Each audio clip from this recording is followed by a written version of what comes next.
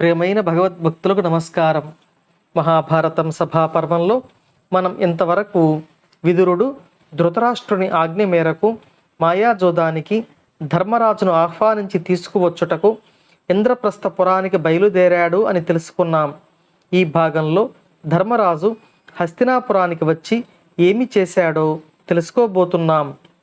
మాయాజోదానికి ధర్మరాజును ఆహ్వానించి తీసుకురావడం అనే చెడ్డ పని తప్పించుకోవటానికి సాధ్యం కాదని సత్యం మాట్లాడేవాడు, ధర్మం తెలిసినవాడు అయిన విదురుడు ధృతరాష్ట్రుని ఆజ్ఞకు తలవంచి బృహస్పతితో సమానమైన బుద్ధిబలం కలవాడైన ఇంద్రప్రస్థపురానికి వెళ్ళి దేవేంద్రునితో సమానమైన కీర్తి కలిగి చంద్రుని వలె ప్రకాశించే రాజశ్రేష్ఠుడు అయిన ధర్మరాజును ప్రేమతో దర్శించాడు. విదురుడు ధర్మరాజు పూజలు అందుకొని అతని క్షేమం అడిగి తన రాకకు గల కారణం చెప్పమన్నాడు. విదురుడు చెప్పగా ధర్మరాజు ఇలా పలుకుతున్నాడు: పుణ్యాత్మ విదుర, పుత్రుల పట్ల స్నేహభావం కలవాడు, పూజ్యుడు, మా పెద్ద తండ్రి అయిన ధృతరాష్ట్ర మహారాజు ఆదరంతో నన్ను పిలుచుకురమ్మని నిన్ను పంపాడు. ప్రేమతో నీవు నా దగ్గరకు వచ్చావు. అందమైన అపూర్వమైన సభాభవనాన్ని చూడటానికి వచ్చి అందులో జోదం ఆడటం తగునా చెప్పు. ఈ జోదం కారణంగా మాలో మాకు వైరం ఏర్పడక మానదు. కానీ నీ ఆజ్ఞ మాకు మీరరానిది. అలాగే ధృతరాష్ట్రుని ఆజ్ఞ కూడా మీరు మీరలేరు అని ధర్మరాజు విధివశాత్తు విదురుని వెంట వెళ్ళటానికి నిశ్చయించుకున్నాడు.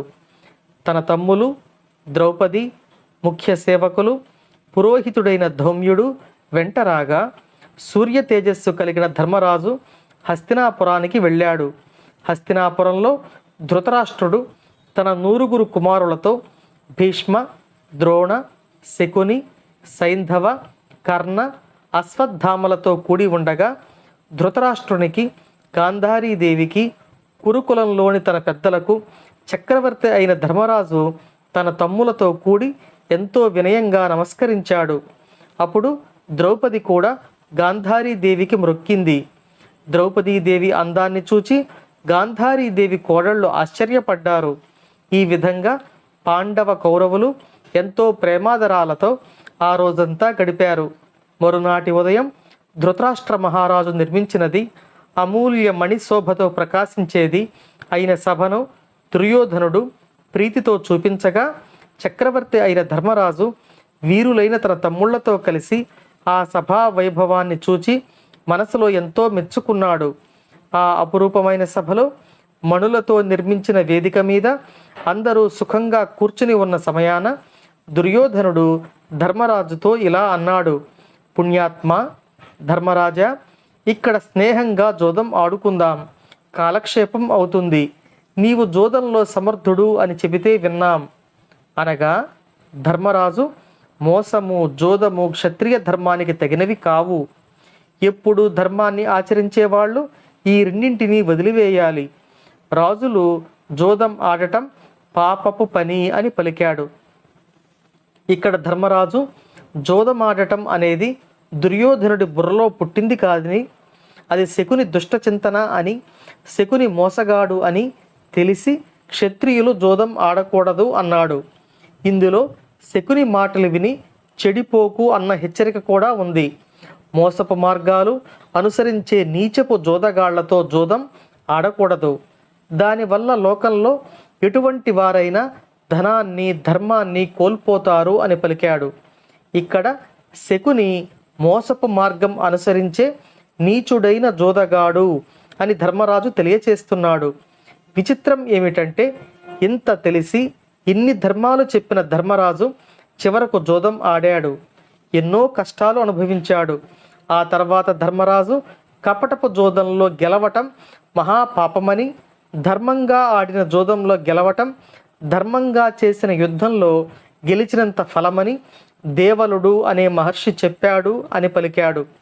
ఇక్కడ జరగబోయేది మాయాద్యూతము అని ధర్మరాజుకు పూర్తిగా తెలిసినట్లు మనకు తెలుస్తుంది.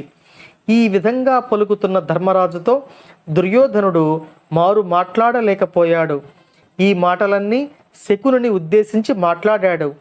అందువల్ల శకుని ఇలా బదులు చెబుతున్నాడు: జోదమాడే కళలో నేర్పరివైన నీవు జోదాన్ని నిందించడం తగునా? ఇంత దూరం వచ్చింది జోదం ఆడటానికే కదా, కానీ ధర్మపన్నాలు వల్లిస్తున్నావు. బలహీనులైన వాళ్ళు బలవంతులను ఓడించేటప్పుడు మోసం చేయటం ఎక్కడైనా ఉన్నదే కదా. లోకంలో ఏ విధంగానైనా విజయాన్ని సాధించడమే కదా చేయదగిన పని. జోదం ఆడటానికి నీవు భయపడితే మానుకో అని శకుని ధర్మరాజుతో పలికాడు. ఇలా శకుని తన రెచ్చగొట్టే మాటలతో ధర్మరాజు యొక్క అభిమానాన్ని రెచ్చగొట్టి అతడిని జోదానికి దించబోతున్నాడు. శకుని మాటలకు ధర్మరాజు ఎలా ప్రతిస్పందించాడో మనం తర్వాతి భాగంలో తెలుసుకుందాం. ఓం నమో భగవతే వాసుదేవాయ.